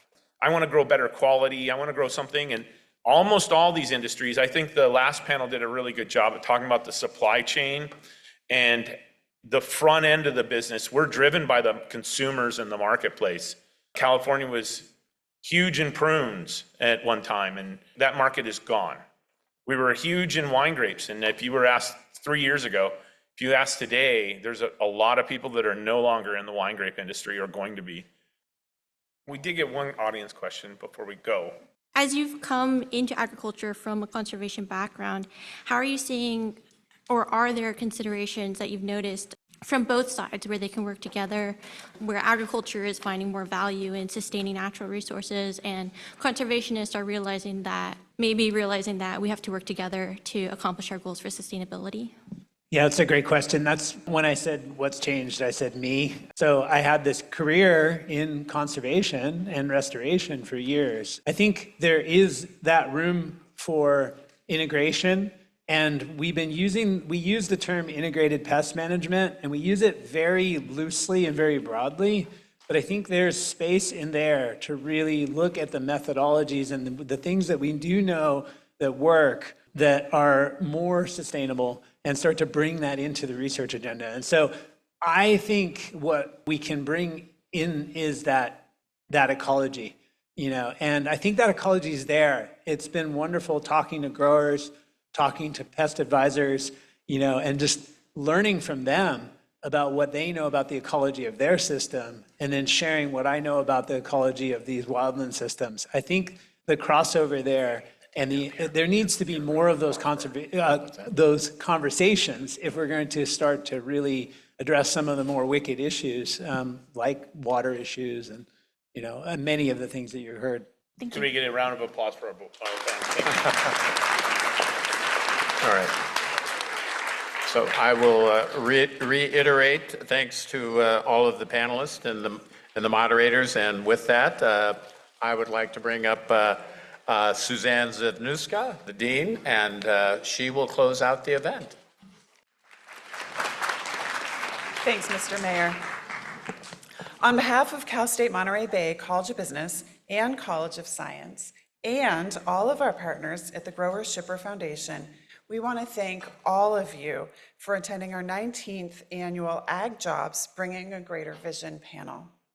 Special thanks to all the incredible staff at CSUMB, including Tom Harvath, Dean of the College of Science, and our IIED coordinator, Jonathan Bagley-Rowe, and Stephanie Arteaga, and the career and internship staff. Thanks also to Lisa Dobbins, Executive Director of the Grower Shipper Foundation, and thank you to our media sponsor, KAZU, and our refreshment sponsor, Hartnell College, and sponsors Pacific Gas and Electric, and the Grower Shipper Association.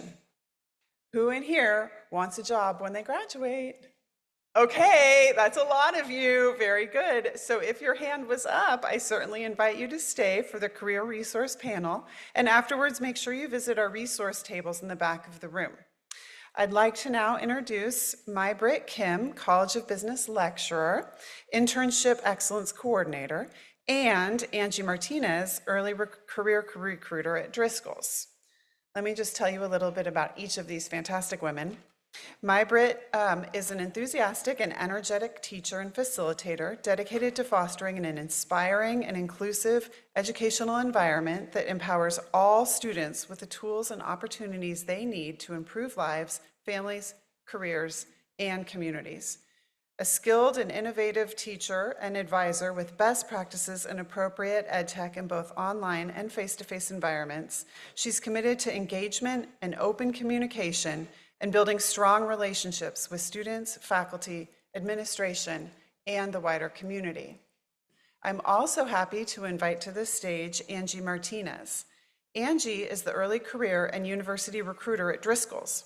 She works with students and early career professionals who are passionate about the fresh berry industry. With over 1.5 years of experience in this role and over 12 years of experience as an executive assistant to chief accounting officers at Driscoll's, where she supported the finance team and led the adoption of change initiatives. Her core competencies include social networking, team building, process improvement, event planning, and readiness coaching.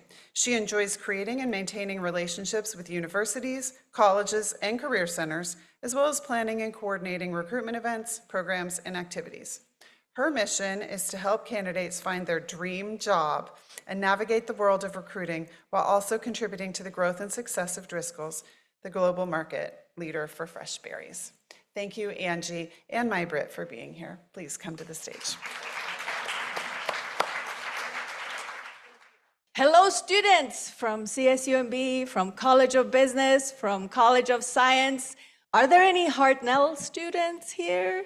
Yes, I'm so glad you're here. Hello to Hartnell. Thank you, Dean Zivnuska, for your kind introduction and for your leadership and support in student career development across the College of Business and CSUMB. I am Maj-Britt Kimm, and most of you know me. I have done presentations in your classes. So I hope that some of these conversations that we have had and the material, the amazing material that you have heard about here today is going to help you with these internships. I am so happy, Angie, you're here with me. Thank you. We are here to talk about how to give the best experience for our students. Yeah, thank you for the introduction. First point is that you need to update your LinkedIn summary because this is my 4th year doing the internship program, going into my 5th year. So I've been with Driscoll's for 16 years, and again, 12 years was working in the accounting department, more in a supportive function, and then doing recruiting. And this is my bread and butter. I love preparing, young professionals as they transition into the real world. And I know it might seem overwhelming, but there's so many opportunities out there. So I'm so glad to be here with you guys today. So we are going to have a conversation about some of the tips and some of the experiences that might be useful for you when you are applying. And so my first question for Angie is, when you are hiring your recent graduates or early career professionals, what qualities or skills do you look for the most? So I think the initial ones that we look for is your professional communication. It starts off with your resume and cover letter, which I'm sure everybody here has a cover letter already. So that's the verbal part we're looking, and that's the easier part nowadays because you could plug everything into AI and it's gonna spit something out, but I wanna make sure that you personalize that. And also the verbal part is where it becomes more key. Communication is what you need to practice on and become better, and that becomes better as you move on in your career. Also, team collaboration is something that we look for in professionals, recent graduates. So how well do you work in a team? And one of the special things about Driscoll's is we also take a look at values alignment. So our values at Driscoll's is passion, humility, and trustworthiness. So if you're aligned with those skills, then you're a top candidate. Yes, that's a great advice. And one thing I think I did forget to mention is your problem-solving skills too. So we had one intern that she was responsible for creating a report that would take her about an hour to do. So with her, it was a problem spending an hour every day on creating this massive report. So she identified that it was a waste of time. So she worked with the solution to shorten that process to about 10 minutes. She reduced her time and the whole team's time by many minutes a week. And probably hours a week. So problem-solving skills is key, and communicating those problems and having that open lines of communication. As we prepare for these applications, it's very scary. And I hear many questions from students about, I don't have anything to put on my resume. Has anybody thought of that? What do I put on my resume? How do I write that? This worry about not having experience, how can they make their applications and their resumes stand out if they, this is my first application for my very first internship, how am I supposed to have experience? Yeah, that's a common question, actually. I had a conversation with somebody right now. They were like, I work at McDonald's, I don't have any skills. And I'm like, yes, you do. Yes, you do. So you have to highlight what are the relevant skills that are transferable. So like a McDonald's job, what I told him is like, you're cash handling, you're working in a very fast-paced environment, you're working collaboratively with people. He's mentioned casually that he supervised people. I'm like, and there you go, managerial experience. So I recommend that you always print out job descriptions. I mean, whatever's posted, you print it out, highlight those key transferable skills that are relevant to what you're doing. Everything from like clubs, sports, you could special class projects. So what I normally recommend interns is at the top of your resume, right under your education, you even put relevant coursework. So what are some courses that you're currently taking that are relevant to the job? So if the job is asking for some lab experience, data analytical experience, you want to just list what relevant coursework, and it doesn't have to be specific like Ag 101, it could be just data analysis, just very high level. And what that does is that it'll help me identify what transferable skills you have based on your coursework. Yes, I thank you for supporting me. Anybody heard me say add relevant coursework to your resume? Thank you for nodding over there. It's difficult to know what all the things required are on a resume. So expanding your network and asking for help and asking a lot of different people to give you some advice. Yes, there will be a lot of advice given. Everybody will say something that's slightly different or sometimes even, opposing advice. In the end, you are the person who creates this resume, and it is going to reflect how you want to be seen by this recruiter or by this employer or by this workspace. The more advice you have gives you the list of things to choose from, and that narrows down all of the choices that you have to put down on your resume. But I did want to take back a little bit or reach back to something that you said about the experiences from different kinds of jobs. Often a job application will say something like, we need someone with great communication skills. So if you're working at Starbucks or at McDonald's, do you have communication skills? Oh yeah, I think so. Yeah, of course. You're communicating with customers, customer service skills that you're dealing with. You're communicating with customers every day. You're dealing with your manager. It's work experience. One other thing too is, sometimes I'll get candidates that don't have the experiences that we're looking for. So I had one student, she was an intern of mine, and she did plant sciences, but at the end she was like, I don't want to do this. I want to work, doing data analysis. I don't want to do this no more. So you have to explain to the recruiter or to the manager, what is your why? So she thought she wanted something, but ended up not being what she wanted, and that's okay. But she explained her why. She was very passionate about ag. She wanted to work in this different area. So she did apply for 2 or 3 different roles. She didn't get them, but she finally found something in supply chain. And now she's been working for us for 3 years. So somebody took a chance on her because she convinced us on her why, and she's been very successful since. That's so wonderful to hear. Many of our students succeed in these internships, and many of them even get offered a job afterwards. So students often ask me questions like, okay, so when do I apply for this internship? I hear all the time, I have to do an internship. When do I apply for an internship? My general advice, as many of you may have heard, is as many internships as you can take at any time during your college career. At the very beginning as a freshman, during the winter break as a sophomore, during the summer, during the fall semester, during the pre-semester, and after you graduate, right?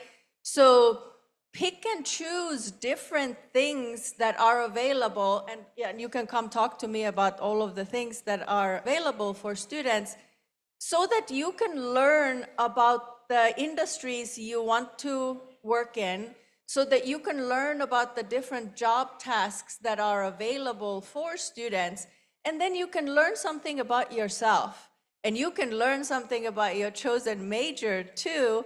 And I kind of think that the most valuable thing to learn is, oh, I like this. or I don't like this, I need to change my concentration. It is important to learn this when you are a freshman and not when you are a senior just about to graduate. This internship experience can be something that is a little bit, you might be hesitant or scared to jump into it, but there is so much to learn. There is such an amazing network to create with wonderful employers and wonderful recruiters who are there to help you. I encourage you to just close your eyes and jump and just do it. And then you can evaluate what you have learned from these things.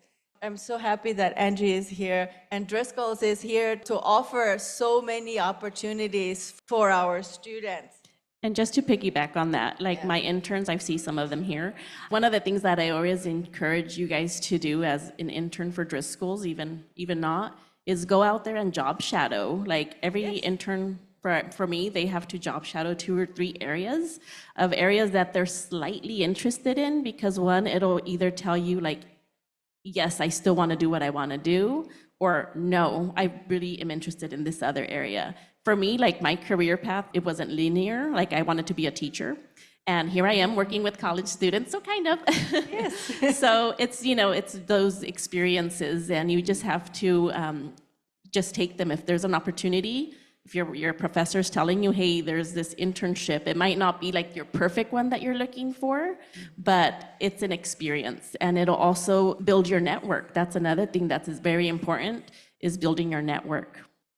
Yes, building your network is key. And that reminded me of a student who came up to you at the Ag Club presentation that you did last week. And she had just one question. She was late to the event, and she had just one question, and she really, really wanted to get an answer to this question. And she waited while we were speaking to all the other students, and she said, "Do you hire accounting interns?" And it was so nice to see her face light up when you said, "Of course, yes, we need accounting interns." You can just have one question, and that can build you a network, because this student now knows Angie Martinez from Driscoll's, who is going to be hiring her maybe, or her peers or her classmates when she's ready for internship. So there is so much opportunity. You just kind of have to make it to all of the meetings and all of the extracurricular events that we have on this campus. And so I have to take a moment, just like some of the speakers before, to really encourage you to come to Diamond Key professional development events, to come to different types of resume and the LinkedIn workshops that the Career Services puts on, and to come to some of the presentations that I will do every semester about resumes and career events, and how to say thank you after a career fair, right? Well, and then you mentioned networking. We both mentioned networking, and networking isn't just reaching out to people when you need something. It's continually building that relationship. So at a career fair, you're meeting a bunch of people in the back, also your professors, everybody in here, every panelist. You guys should connect with them on LinkedIn. But also, when they're posting stuff on LinkedIn, commenting on it, it gives you that visibility. So whenever you do want that opportunity, they already know who you are, or at least have like that connection of who you are. So networking isn't just about like just meeting people and saying, nice to meet you. It's about continuously building that relationship. So, yes, we're all networking here. We are saying hello, turn to your neighbor, say hello, introduce yourself. There is your network right there, right? All right, I wanted to ask you a little bit about Driscoll's as a company. When we are applying for jobs and internships, we want to know the group, we want to know the community we are entering into. So Driscoll's is known for a strong company culture. How does this culture fit into the hiring decisions? How can students figure out whether this is the right culture to join? Yeah. I'm very lucky to have worked for a company for a long time. And with Driscoll's, we are very family oriented. We know people have lives, people have, stuff going on. Going back to the original question and answer was, we make sure that our interns are aligned with our values, or even all of our hires. There's time where we have that perfect candidate that has everything listed on that job description, but they lack our values. That, some examples do not align with, like, are they really passionate about that? Or are they really trustworthiness? Or they don't show any humility, versus a candidate that has all those values. So there's been times where we have a candidate that has everything and one that doesn't, but it's coachable and teachable. We always say at Driscoll's that we could teach you the skills, but we can't teach values. So just whenever you're job hunting, make sure that you do read their mission, vision, and values, because the values for every company, that's kind of like, that's their North Star. That's what they live by and employees live by every day. Yes, that is so important to know. Now, all of you who are here and all of you who are listening, you know exactly how to apply for Driscoll's and how to succeed and how to think about whether this is the right place for you and how you can present yourself as the right candidate to solve the problem, to solve the need that Driscoll's has. As a final piece of advice before we go to questions, what would you like to share with students preparing to enter the professional world? So my first piece of advice is be curious, take those chances, and also be yourself. I think you have to think about your career as a puzzle. It's not always going to be, that perfect piece. Every experience is going to lead to the bigger picture, whether it's a good experience or bad. It's part of the puzzle. It's part of your career path. So take chances and be curious. Take chances. Come to all of our events.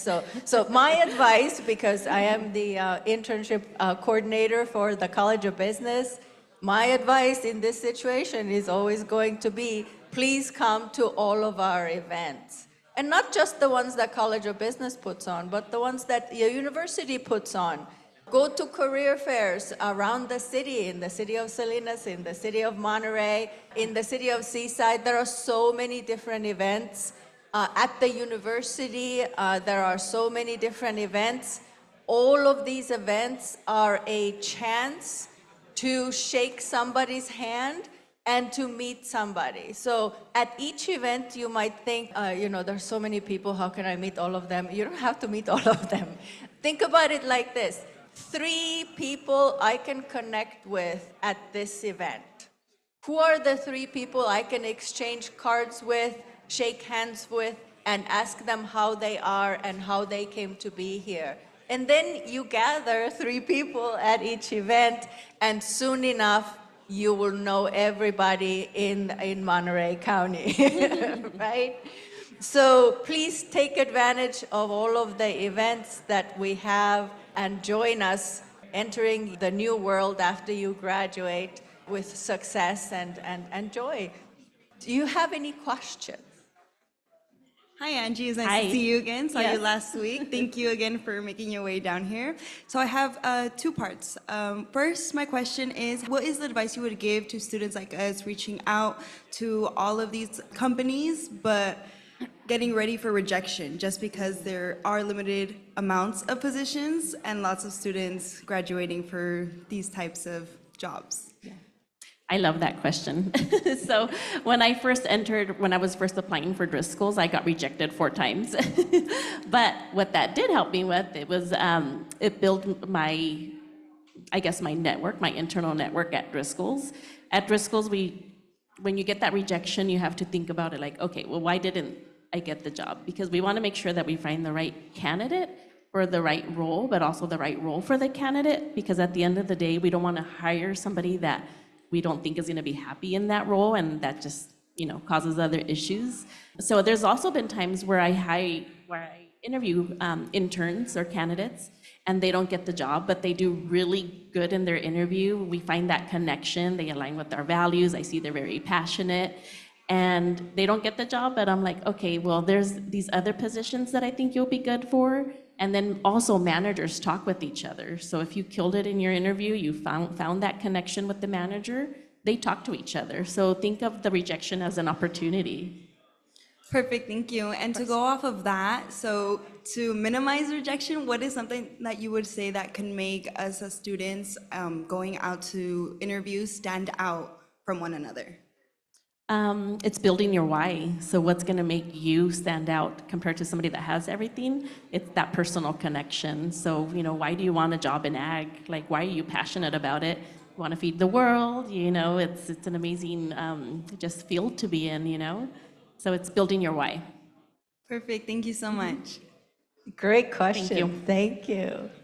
Thank you. Any other questions? If I don't have too much experience in something that I'm applying for, what do you like to see on there? Like, is there certain interpersonal skills that you like to see specifically? I know you touched on aligning with their values, but is there anything more specific, I guess, that you like to see in there? Yeah, I think it's just that communication style, it's like, do you have that eye contact? It's those interpersonal skills, are you able to hold on a basic conversation? When I first call you to screen you, I ask about, where you live, what do you like living about there? And it's like, if you can hold like a informal, like just very personalized conversation, I'm like, okay, that's good. So I think, having those interpersonal skills is key. In terms of work experience, I guess, do you like to see like past internships already on there completed, or do you? Yeah, I think it's good to have work experience, but again, it goes back to your relevant work. I mean, as recent graduates, I don't expect you to have a full-on resume. But I do want to see your technical skills up at the top. And one thing that I've mentioned to the Ag Club last week is, we recruiters spend 15 seconds on a resume. So if your skills are not highlighted that are relevant to the role, then you're not going to get called back. So it's good to have a basic resume, but it's also good to customize each resume as you apply to different roles. So a sales role versus a data analyst role, different but similar skill sets. So when you're crafting your resume, think of that 15-second role. Thank you. Of course, Thank you, Marco. Thank you so much, Angie, for coming here and for talking to our students so many days in a row, but taking so much love and care to help them get started on their careers. Thank you.